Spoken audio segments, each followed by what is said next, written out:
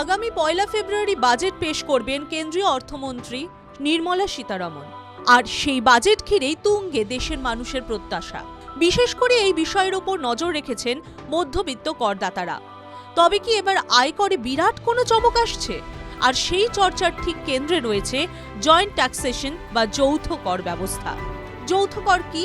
বিবাহিত দম্পতিরা তাদের উপার্জনের উপর আলাদা আলাদা আয়কর রিটার্ন ফাইল না করে তারা একসঙ্গে একটি আয়কর রিটার্ন জমা করতে পারবেন। এটাই হলো জয়েন্ট ট্যাক্সেশন বা যৌথ কর ব্যবস্থা। বর্তমানে ভারতের প্রত্যেকটা ব্যক্তি আলাদা আলাদা করে জমা করেন, অর্থাৎ ইন্ডিভিজুয়াল ট্যাক্সেশন। আর সেই কারণেই এখনো কোনো দম্পতির সম্পত্তি একত্রে গণনা করার কোনো জায়গা নেই।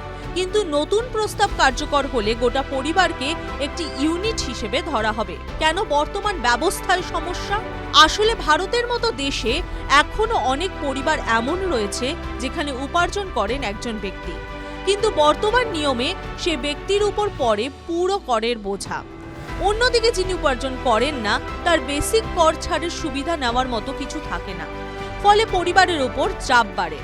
আর সেই সমস্যার সঙ্গে মোকাবিলা করতে চালু হতে পারে এই জয়েন্ট ট্যাক্সেশন। এই ব্যবস্থায় কি লাভ? যৌথ কর ব্যবস্থা চালু হলে যেসব পরিবারে একজন উপার্জনকারী, সেই সব পরিবার সবচেয়ে বেশি উপকৃত হবে। দুজনের উপার্জন একত্রে ধরলে করমুক্ত আয়ের সীমা কার্যত বাড়বে। হোম লোন, স্বাস্থ্য বীমা সহ বিভিন্ন কর ছাড় যৌথভাবে কাজে লাগানো যাবে। এতে বছরে উল্লেখযোগ্য অঙ্কের কর সাশ্রয় সম্ভব। উচ্চ আয়ের ক্ষেত্রে সারচার্জের চাপও কমতে পারে। বিশ্ব কি বলছে? আমেরিকা, জার্মানি, স্পেন, পর্তুগালের মতো দেশে বহুদিন আগেই জয়েন্ট ট্যাক্স রিটার্নের ব্যবস্থা রয়েছে। সেখানে পরিবারকে একটি অর্থনৈতিক ইউনিট হিসেবে দেখা হয়। এবার দেখার ভারতও কি সেই একই পথে হাঁটবে? TV9 Bangla digital.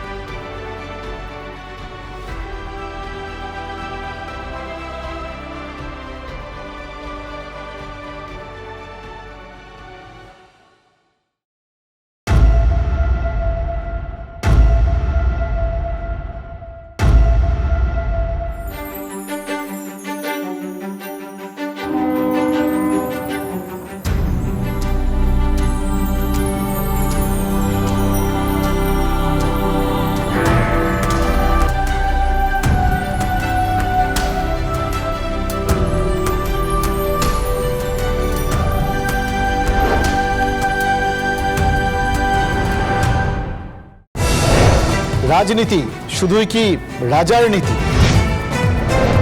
রাজা উজিরের চোখে নয়, আপনার আমার চোখে সমাজের ছবি। কঠিন কথা সহজভাবে না বললেই নয়, সোম থেকে শনি রাত 8টা 55 TV9 বাংলায়। TV9 বাংলা না দেখলেই নয়।